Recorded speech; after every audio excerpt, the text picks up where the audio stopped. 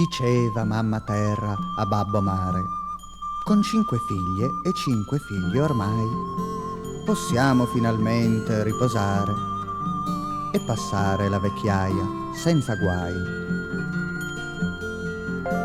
Rispose babbo mare: i miei figlioli han tutti da pensare ai fatti loro, già è molto se si sbrigano da soli senza portare a noi altro lavoro.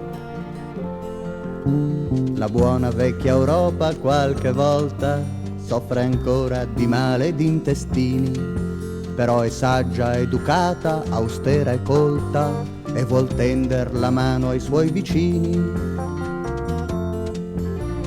L'Asia, gelosa dell'altrui primato, soffre d'invidia e gioca di malizia.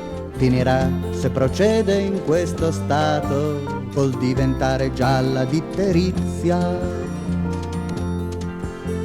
L'Africa forse è ancora primitiva, ama sempre le favole e il mistero, di svaghi e di piaceri non è priva, naturalmente spesso d'umor nero. È una grande ragazza sbarazzina, l'America cresciuta in fretta e male, dal dì che l'han scoperta poverina, s'è presa un raffreddore colossale.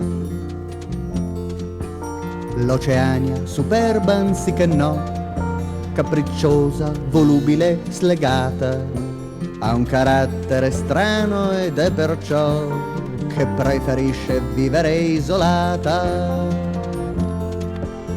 In quanto ai 5 oceani fratelli, son remoti fra loro e disuguali, ecco per cominciare i 2 gemelli, cioè l'Artico e l'Antartico glaciali, mentre invece il Pacifico furioso è tutto scatti e collere violente, più tranquillo è l'Atlantico famoso, geografo profondo e competente.